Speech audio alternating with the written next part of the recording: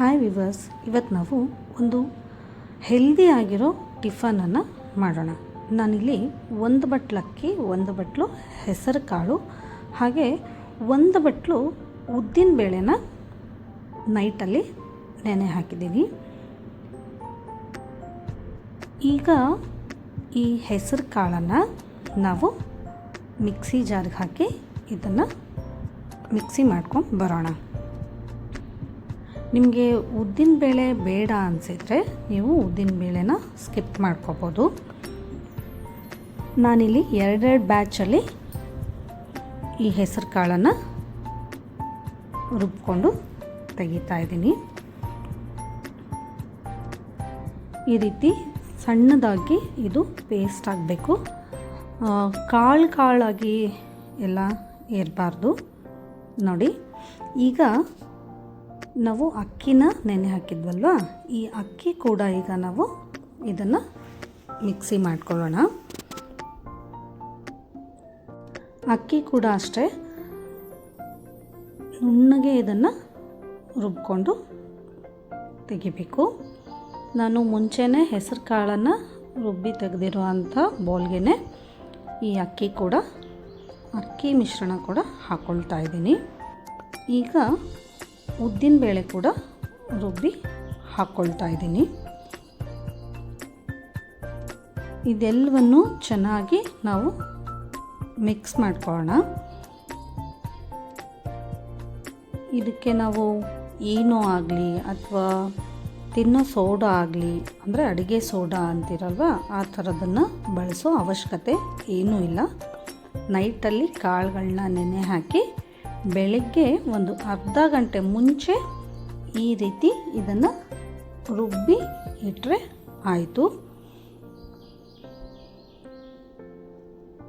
ಅರ್ಧ ಗಂಟೆ ನಂತರ ಇದಕ್ಕೆ ನಾವೀಗ ನೋಡಿ, ಹಿಟ್ಟು ಎಲ್ಲ ಚೆನ್ನಾಗಿ ಹೊಂದ್ಕೊಂಡಿದೆ. ಇದಕ್ಕೆ ರುಚಿಗೆ ತಕ್ಕಷ್ಟು ಉಪ್ಪನ್ನು ಹಾಕ್ಕೊಳ್ಳೋಣ. ಒಂದು ಅರ್ಧ ಗಂಟೆ ಮುಂಚೆನೇ ನಾವು ಉಪ್ಪನ್ನು ಹಾಕಿ ಬೆರೆಸಿ ಇಟ್ಕೋಬೋದಿತ್ತಲ್ವಾ ಅಂತ ಕೇಳ್ಬೋದು. ಪರವಾಗಿಲ್ಲ, ಆ ರೀತಿಯೂ ಮಾಡ್ಬೋದು. ಒಂದು ಅರ್ಧ ಗಂಟೆ ಅದು ಹುದುಗಿ ಬಂದರೆ ಸಾಕು. ಆಗ ನಾವು ಇದಕ್ಕೆ ಉಪ್ಪನ್ನು ಹಾಕಿ 1 ಟೀ ಸ್ಪೂನಷ್ಟು ಸಕ್ಕರೆನ ಹಾಕಿ ಮಿಶ್ರ ಮಾಡಿ ಇಟ್ಕೊಳ್ಳೋಣ. ಇಲ್ಲಿ ತಿನ್ನೋ ಸೋಡಾ ಆಗಲಿ ಅಥವಾ ಏನೂ ಆಗಲಿ ಬಳಸದೇ ಇರೋದಕ್ಕೆ ಕಾರಣ ನಾವು ಸಕ್ಕರೆನ ಇಲ್ಲಿ ಬಳಸ್ತಾ ಇದ್ದೀವಿ. ನಿಮಗೆ ಬೇಕು ಅನ್ನೋದಾದರೆ ನೀವು ಅಡುಗೆ ಸೋಡಾನ ಬಳಸ್ಕೋಬೋದು. ದಿಢೀರಾಗಿ ಈ ಟಿಫನನ್ನು ನಾವು ಮಾಡ್ಕೋಬೋದು. ಹಿಟ್ಟನ್ನು ಮಾತ್ರ ಒಂದು ಅರ್ಧ ಗಂಟೆ ಮುಂಚೆ ರುಬ್ಬಿಟ್ಬಿಟ್ಟು ಆಮೇಲೆ ನಾವು ಈ ಥರ ಕಾವಲಿ ಮೇಲೆ, ಅಂದರೆ ದೋಸೆ ಹಂಚಿನ ಮೇಲೆ ಈ ದೋಸೆನ ಹಾಕ್ಕೋಬೋದು. ಈ ದೋಸೆಗೆ ನಾನಿಲ್ಲಿ ಸ್ವಲ್ಪ ತುಪ್ಪನ ಹಾಕಿಬಿಟ್ಟು ಇದಕ್ಕೆ ಮೇಲೆ ತುರಿದಿಟ್ಟಂಥ ಪನ್ನೀರನ್ನು, ಹಾಗೆ ಸಣ್ಣದಾಗಿ ಹೆಚ್ಚಿರುವಂಥ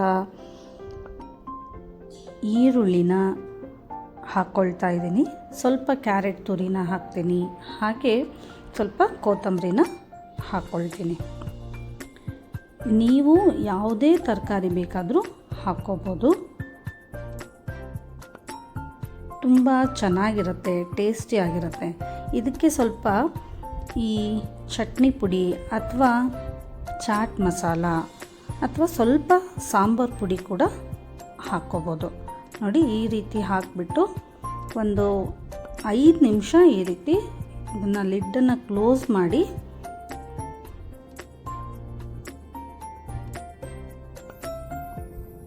ಆಮೇಲೆ ತೆಗೆದ್ರೆ ಚೆನ್ನಾಗಿ ಗರಿಯಾಗಿರೋ ದೋಸೆ ರೆಡಿ ಆಗುತ್ತೆ.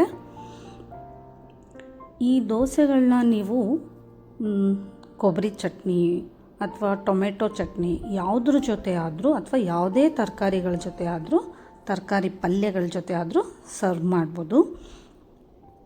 ತರಕಾರಿಗಳನ್ನು ಅಷ್ಟೇ, ನೀವು ಯಾವುದೇ ತರಕಾರಿ ಆದರೂ ಇದನ್ನು ಇದ್ರ ಮೇಲೆ ತುರಿದ್ಬಿಟ್ಟು ಹಾಕ್ಕೊಳ್ಳಿ. ತೀರಾ ದಪ್ಪಗೆ ಇರೋ ಥರ ಎಲ್ಲ ಹಾಕ್ಕೊಂಡ್ರೆ ದೋಸೆ ಚೆನ್ನಾಗಿ ಅನಿಸಲ್ಲ.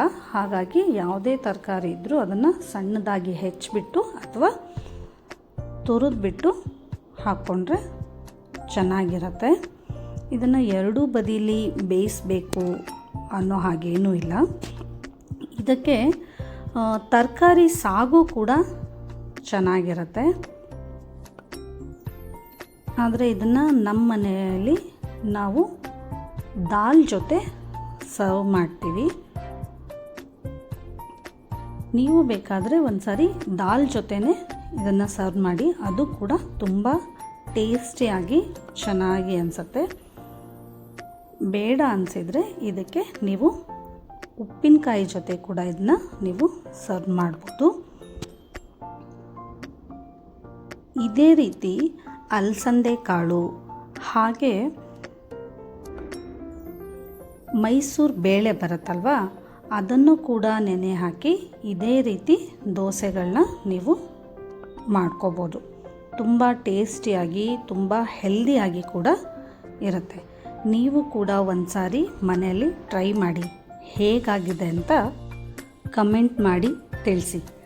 ಹಾಗೆ ಈ ಚಾನಲ್ನ ಸಬ್ಸ್ಕ್ರೈಬ್ ಮಾಡಿ. Thank you.